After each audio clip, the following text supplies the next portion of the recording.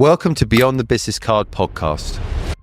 What advice would you give to any aspiring entrepreneurs right now? Believe in what you're doing. Believe that what you're doing has value to your community, to your client base, to your team. Believe during the very hard times that you will succeed. On the days where you have nothing, and you're surrounded by doubt and fear and concern, believe that you will win the day.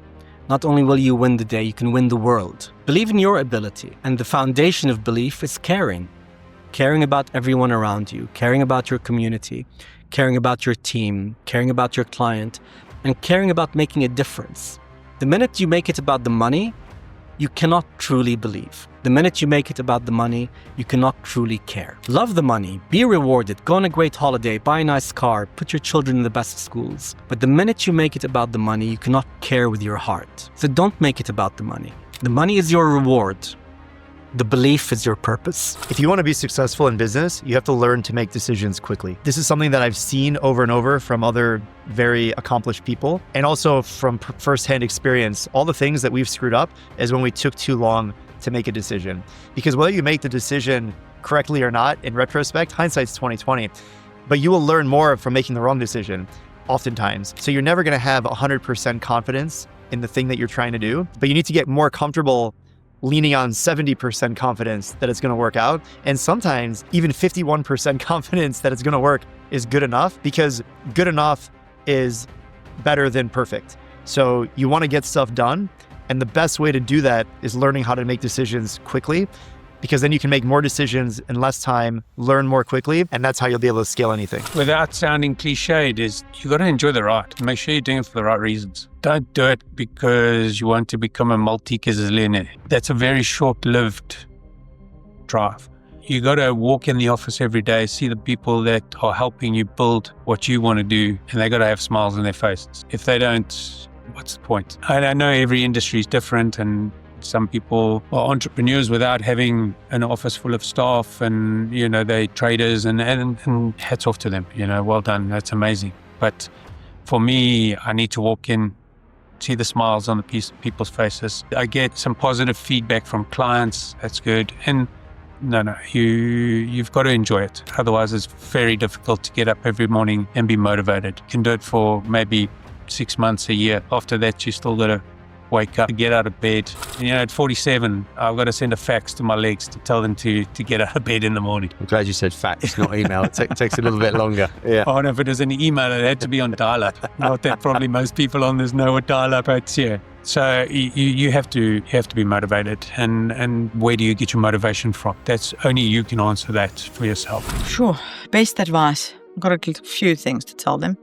Choose the right partners. Don't listen to too many people. If you have a good idea, don't go and read a million business books that tell you to do the opposite of what your instinct is telling you to do. Got a dream and an idea, just go for it. And then understand that you're going to make big sacrifices. Not going to come easy. There's very few people in this world who've come up with an idea and then it just sparks. Maybe now because of social media, there's the stuff that can go viral very quickly and then you can just make millions. But how many people really can do that? You've got to understand that you're going to sacrifice and work really hard. And if you don't have that fire and that thing to sacrifice and to work hard, then don't go for it. Go get a day job. It's not going to be easy. I had to go to loan sharks to build my business. Kind that'll break your kneecaps. I've had came from no money. Building my business here in Dubai, we had to pay our investor back for working for peanuts until we built it up. It just happened. I just come to Dubai and all of a sudden Tasha's Galleria is pumping and we're making money. No. It doesn't work like that. Especially when you don't come from loot.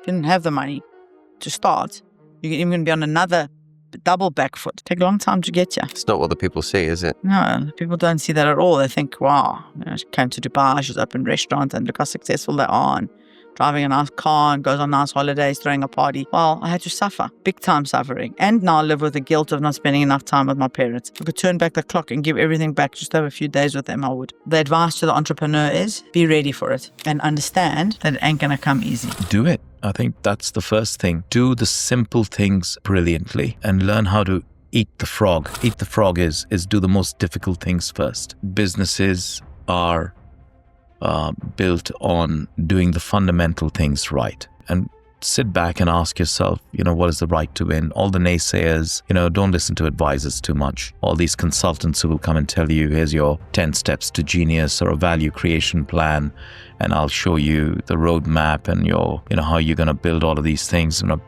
Businesses aren't built by advisors and Excel sheets. They're built by momentum, passion, and commitment. And it's a bit like learning how to ride a bicycle. Start pedaling and then figure out how to avoid the potholes. Recognize the opportunity, get an opinion, and just back yourself. I'd love to say something more philosophical, something more original, but just back yourself. No one's gonna, Sammy said that to me. He was like, no one cares about your career more than you. He was like, no one cares. He's like, I can say I care. And like, if we're talking about your salary increase or whatever, back in the old days, you're like, yeah, I'll get to it. Like, you have to push. No one cares about your career.